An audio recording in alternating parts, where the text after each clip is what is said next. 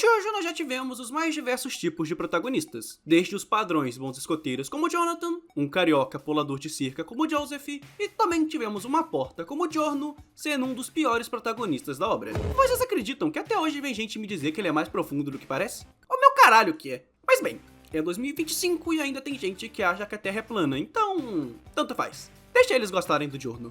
Mas o foco desse vídeo não é sobre isso, mas sim sobre, como diz o título, falar sobre o fato do Johnny ser o pior Jojo. Não no sentido de escrita, até porque ele é o melhor protagonista da saga e o meu segundo favorito, só perdendo pro Joseph, mas sem falar que ele é o pior, no sentido de caráter. E não, por enquanto eu não estou considerando Jojo, porque a parte 9 ainda não acabou e eu tô deixando acumular capítulos para ler. E tendo isso em mente, eu peço que você siga com o procedimento padrão, dando seu like, comentário, inscrição e se possível seu hypar. E com você tendo feito isso, bora lá! Como dito antes, nós já tivemos vários tipos de protagonistas em Jojo, mas até a parte 7, todos eles eram de certa forma heróis, pessoas de boa índole que eram motivados por um objetivo de bem maior, no foco de fazer o bem para um outro alguém. Tipo o Jonathan, que queria impedir o mal do vampirismo de se espalhar pelo mundo, o Jotaro, que queria salvar sua mãe, e o Josuke, que buscava manter a sua cidade segura. Porra, até o Giorno, que era um mafioso, apenas quis se tornar um gangsta para acabar com a venda de drogas na Itália. Fala que esse cara não levou o Pro Oeste muito a sério. Mas diferentemente de todos esses outros Jojos que até então estavam se movendo em prol de alguém, na parte 7 veio Johnny, que tem como seu principal objetivo o desejo, entre aspas, egoísta de voltar a andar. E não, isso não é algo ruim, até porque ele apenas quer voltar a ter uma vida normal, e isso não faz ele um cara mau. Mas vamos recapitular a vida dele e lembrar de como ele ficou paralítico. O Johnny, na parte 7, em sua primeira aparição, se inicia como sendo um personagem meio mórbido e distante, de certa forma até que meio depressivo, com ele se questionando do motivo dele ter ido assistir o início da Shiba Run, mas ainda assim sendo alguém de atitude, como visto com ele atravessando a multidão para poder ver a briga do Jairo com aquele ladrão na inscrição da corrida. Mas no passado, o Johnny foi um grande prodígio no mundo do hipismo, tendo sido um jockey bastante talentoso, influente e de grande renome, tendo sido vencedor de diversas corridas e sendo rodeado de puxa-sacos, esses que eram desde pessoas poderosas de sua época, onde ele conheceu políticos e viveu entre as pessoas de alta classe e dormiu com os mais variados tipos de mulheres. Onde que, apesar dele estar vivendo seu auge, o Johnny ainda sofria de uma certa síndrome de inferioridade por conta do seu pai, que nunca o havia reconhecido como o grande corredor que ele era. Seja por conta dele nunca ter vencido o Diego Brando, coisa que causava diversas comparações ao mesmo por via de seu pai, ou por conta dele ainda ter um grande favoritismo pelo seu finado irmão mais velho. Coisa que era tanta que até acabou ocasionando uma briga entre o Johnny e seu pai. Essa que acabou causando o rompimento dos laços entre os dois, e também foi onde o Johnny ouviu da boca do seu pai que Deus o havia tirado o filho errado.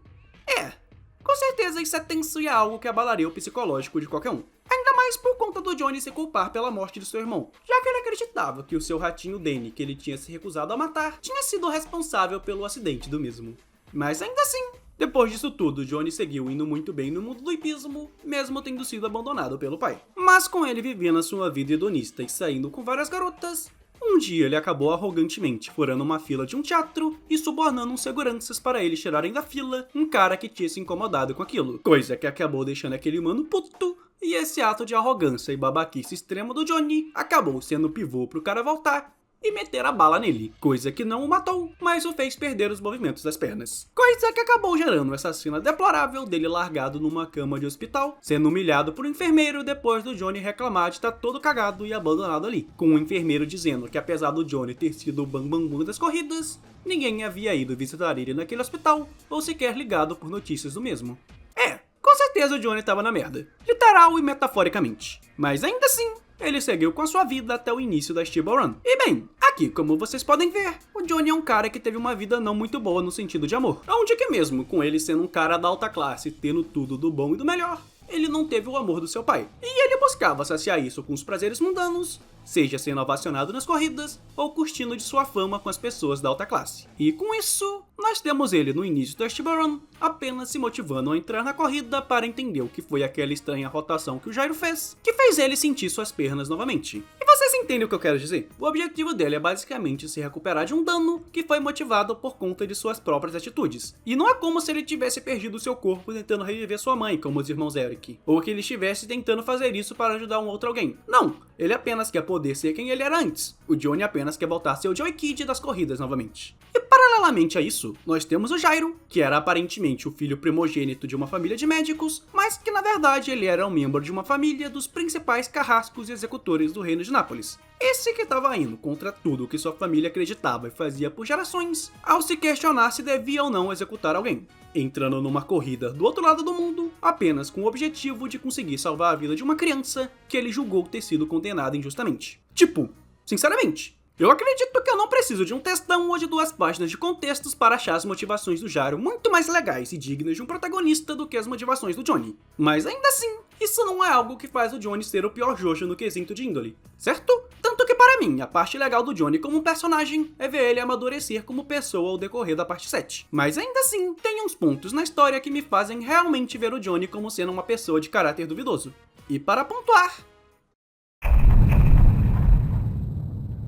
como já mencionado anteriormente, o pai do Johnny o comparava frequentemente ao Diego, coisa que fez o Johnny acabar desenvolvendo um grande rancor contra o mesmo. Além de que também tinha o fato de que o Diego era o cuidador do cavalo que o irmão do Johnny montou e que acabou causando a sua morte. Coisa que o Johnny também acabou associando e acreditando que potencialmente o Diego poderia ter sido responsável pelo acidente. Mas não tinha nada que indicava aquilo, sendo apenas uma picuinha por parte dele. Tanto que até pelo menos metade da trama, o Diego nunca sequer tinha feito nada de negativo ao Johnny. Tanto que ele até mesmo respeitava como jockey, como visto no capítulo 28, onde que ele até mesmo parabeniza pelo seu desempenho na corrida. Mas em contrapartida, ainda no mesmo capítulo, quando o Jairo e o Johnny encontraram o Diego jogado no chão, ferido e ensanguentado, o Johnny simplesmente falou que aquilo devia ser uma armadilha e que eles deviam ignorar. Sendo que, tipo, apesar deles realmente já terem enfrentado alguns outros usuários de stand até aquele momento, nada indicava que o Diego poderia ser um deles e o Johnny simplesmente não queria ajudar. Porque sim, ele não gostava do Diego. E ele até tenta se justificar, falando que era impossível o Diego ter caído do cavalo e tudo mais.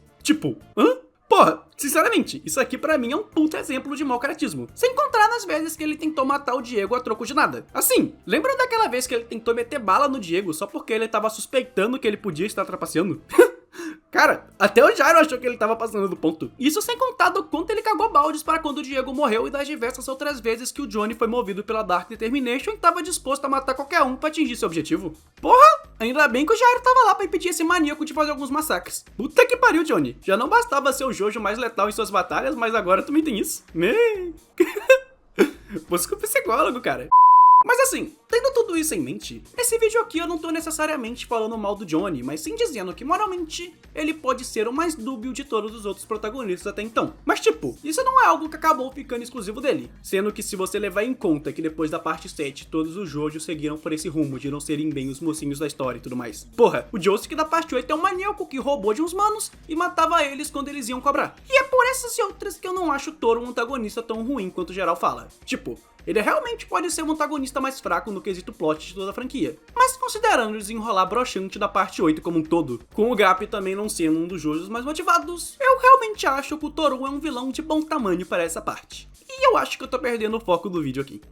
Mas bem, se o Toru só queria dinheiro, o Gap só queria se recuperar da amnésia. Além de que o objetivo do Toru é o mesmo objetivo do Jojo, então eu acho que já concluí o que eu queria falar nesse vídeo, né? Mas bem, é isso. Eu agradeço você por ter visto o vídeo até aqui e, por favor, não esqueça de deixar o seu gostei, comentar e se inscrever no canal caso tenha gostado do conteúdo. E claro, por favor, caso seja possível, eu gostaria de pedir que você considerasse virar um membro aqui do canal para ganhar benefícios exclusivos, como vídeos antecipados, vídeos extras e até outras coisas potencialmente legais que ainda estão por vir. E quem sabe até mesmo um server no Discord, por que não? Mas bem, tendo dito tudo isso, eu sou o Fux e... Tchau!